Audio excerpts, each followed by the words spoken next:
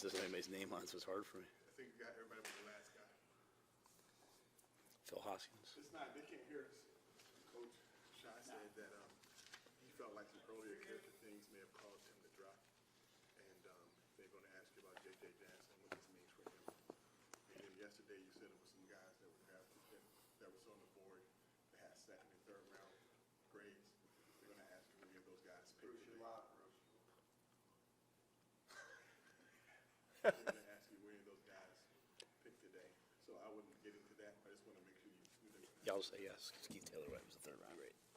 Yeah.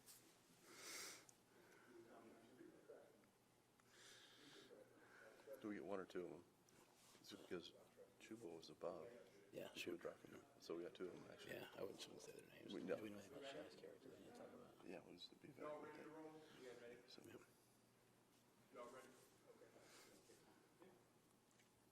that was my same question.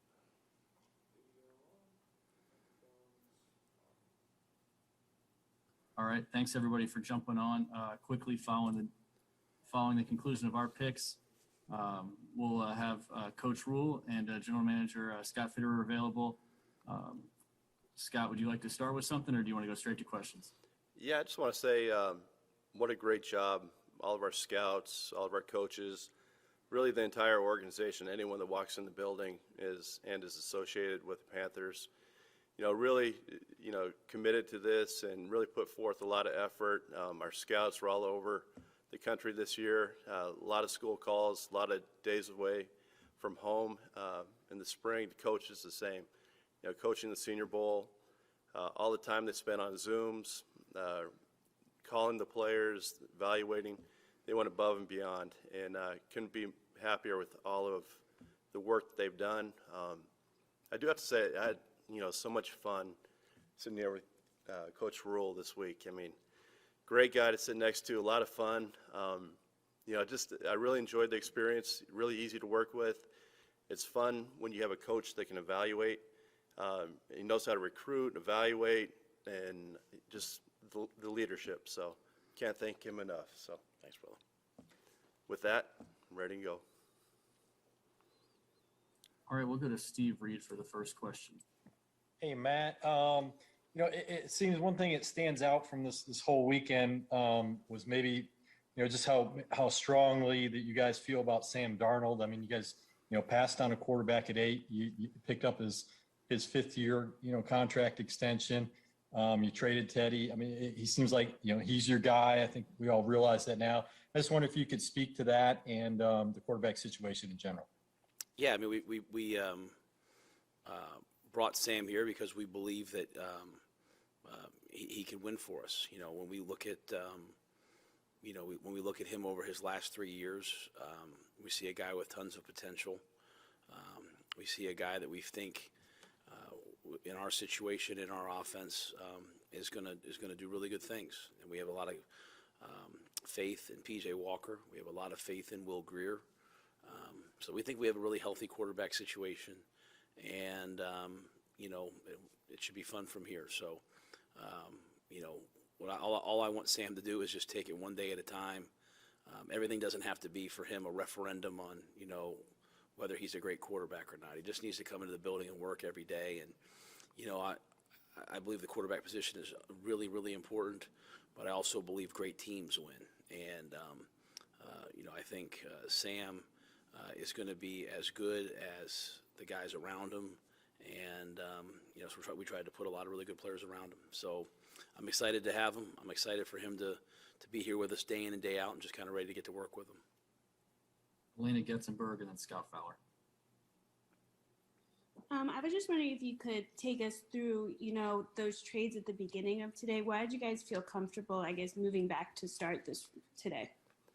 Just looking at the board as we came back in this morning, looking at the players, Coach, Pat, Coop, and I, and a few other guys got together and evaluated players, and we thought we could drop down, still get, several players we liked while acquiring picks, which helps us later in the draft. And, the whole thing about doing this is putting yourself in a position to get the players you want and building depth on your roster, and I thought we did that. And then this could be for either of you, but, there's a number of guys we talked to today that you picked that when we asked them why they thought maybe they dropped as far as today, they brought up character stuff, something that maybe happened during their college career. What's your process for checking that information out, and why did you guys feel comfortable with the people you selected today? Yeah, we're pretty, very thorough in what we do. We vet all these players. Our scouts go in, talk to everybody. We do, background checks. Everybody drops sometimes for different reasons. Maybe they don't even drop. Maybe just the media assumes they're going to go higher. But we feel comfortable for all the players and who we took, and we like them as people. We know people make mistakes when they're young. We expect them to grow up. I made mistakes, and I know a lot of people out there did. But we trust these players. We know who these people are, and we look forward to growing with them. Matt, I want to go back to something you just said about bolstering the offense and, the weapons around Sam Darnold. Y'all really did seem to make an effort on that, and I think you drafted 7 offensive players. So, specifically, what were you trying to do offensively in this draft? And to be clear, I didn't say that just the offense. I said the team. I think I think Joe Brady's great. Like every time when we drafted JC, his point was every time we get the ball back, that's one more possession for the offense. That's one more play for Sam. So I believe a team wins, and you need to have great quarterback play, but a great team helps a great quarterback. I think, we came in, obviously established some needs. We felt like we needed a running back. We felt like we needed to have some big, powerful guys on the offensive line. We felt like we needed some weapons at receiver.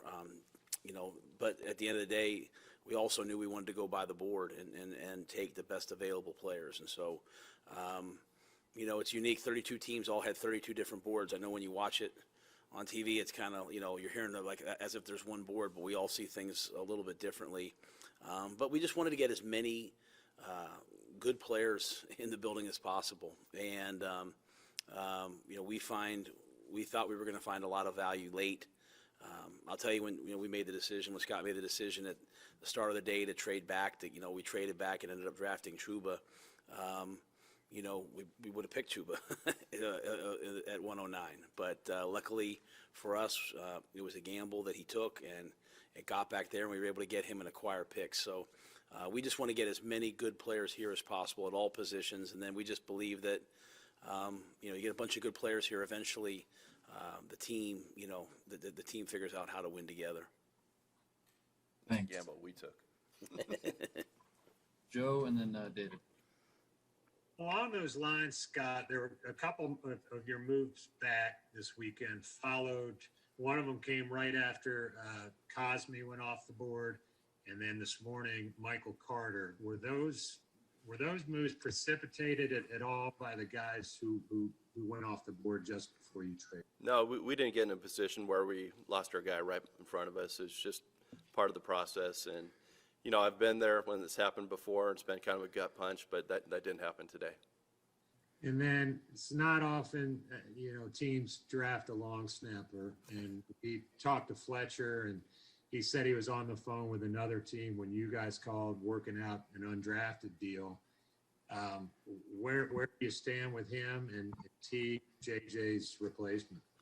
We just believe in competition. We're going to bring him in. JJ's been here a long time. He's done a great job. I see him all the time down in the lunchroom and in the building. He's an absolutely great guy, and we're bringing in Fletcher to come in and compete with him. Hey guys, David Newton here. I want to ask Matt specifically. I didn't realize your wife was such a great evaluator of talent until today. You said you guys might have taken Chuba back at 109. Tell that whole moment with her and him and all that. Tell us about through that and what that was like, and how much did you take her opinion on when you made the pick? I love my wife dearly, but I don't. I take Scott's opinion, and Scott takes my opinion. I took Julie's opinion. No, I told you we came in this morning early and had several players in a clump that we liked, but I think at 109 Chuba would have been our pick. We think he was a dynamic player in 2019 that had 2 injuries last year that he had to rehab during COVID, and it was just a hard time, a unique time, and he played through them. He was tough enough and cared enough about his teammates to play on a high ankle sprain, so it wasn't the same level of production. But this is a guy at one point that I think was training it was like an Olympic type sprinter, like a track and field guy. Like, so I know some people said, how fast is he? He's really fast, and he's a really good player. So made the decision to move back, knowing that it could be him or a couple other guys. The board fell the way it fell. We got him. I think Julie. Being a coach's wife, she sat through a lot of games and seen a lot of people, and it's funny. I had one former executive, a guy on TV, text me. He's like, it's pretty simple. Like, when you play against guys and you hate playing against them, they're people someday you want to put on your team.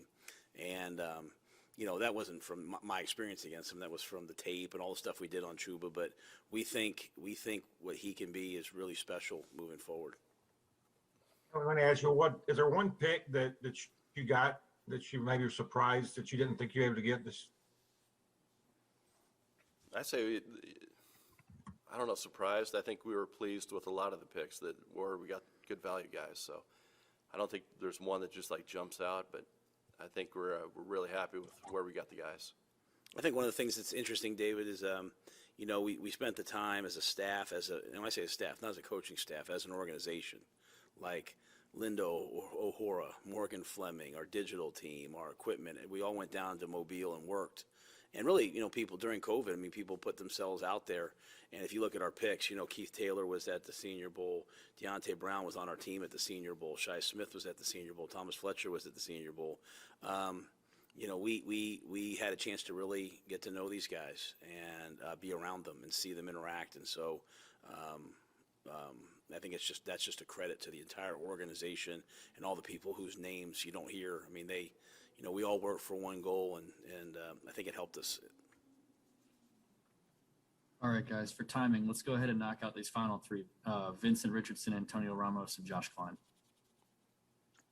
Hey, Matt, you've already talked about Chuba's kind of explosive ability as a ball carrier, but what is it that he offers you that you don't think you already have from the running back room going into the draft? Just another player. We have everything in Christian McCaffrey. We really like Rodney Smith. We really like Reggie Bonifant. We like those players. To me, we wanted to add another young back that could bolster that room. We saw last year. You need depth at that position. We went through a lot of guys, so have another guy that's a home run threat that can catch the ball out of the backfield. Our special teams guys were very convicted that they could use Chuba, so I think he provides a lot of versatility. As you know, a big part of being an NFL running back is being a tremendous contributor on special teams, and Chuba can do that as well. So I'm very excited about that pick. I have one question for you, Scott, and one for you, Coach Rhule. Scott, can you tell us more about the huge value you guys get in Davion Nixon in the 5th round, a player that many expected to be drafted higher? And for you, Coach Rhule, do you see Keith Taylor with the possibility to play and compete maybe for a safety position? Yeah, we really liked him, the tape, watching him. And we obviously won a couple other spots earlier, but I thought we just sat back and not only for him, but for all the picks, kind of just let the board work and come to us instead of us chasing players. And it just got to a point we couldn't pass him. He was too good. And with regards to Keith, we see Keith as a corner. 17-game season. The people that we have to face, we're going to have tremendous depth. I think really on the defensive line and in the secondary. Those are the two places where injuries show up in a long season, and it's really hard to replace. And so Keith, to me, is a true bump and run press corner. It's whatever he is, 6'4", he ran 4.4. So I think that versatility, he's going to be able to, cover tight ends, cover wideouts, just kind of move all around. So he's a young player. We'll get him here. We'll see what exactly he does best for us at this early stage. All right, we'll go to Josh, then we'll finish with Joe Person. Matt and Scott, this is a question for both of you. It's kind of a philosophical question about the idea of value. And you said that all boards are different, right? It's not each team looking at the same board. And where you guys value the terms of draft picks and how that affects how you trade it down.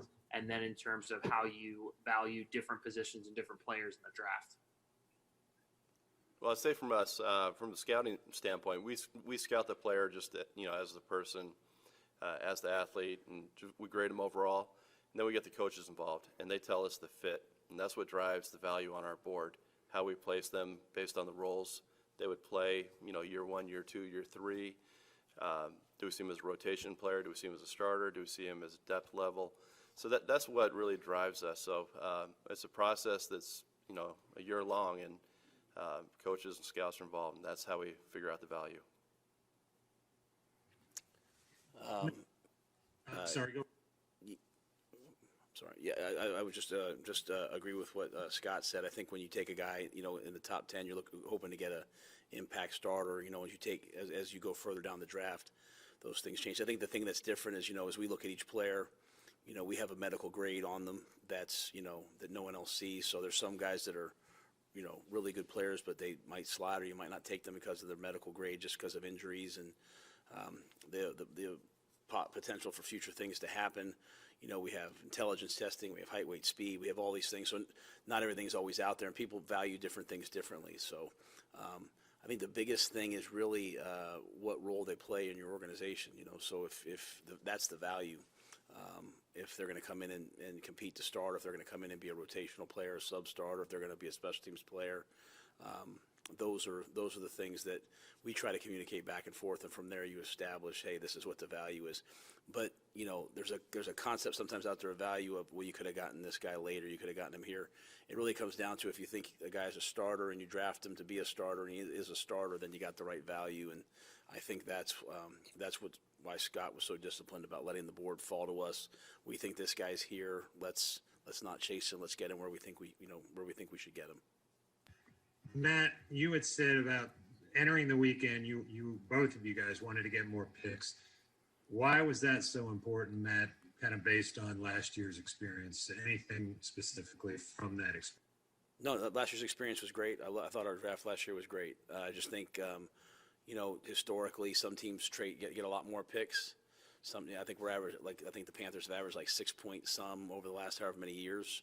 And coming into year 2 of where we are, we saw a lot of good players on the board that we liked, and so we weren't going to pass on a player we were really convicted on. But if you're sitting there and there's 2 or 3 players can help you, and you have a chance to trade back and know you're still going to get one of those, then we added one. So I think we started this draft with 6 picks, then we added 2 compensatory, so we had 8, and finished with, I can't do the math, 1, 2, 3, 4, 5, 6, 7, 8, 9, 10, 11. So to me, it just creates competition. It creates competition within the locker room. It allows us to have a lot of depth.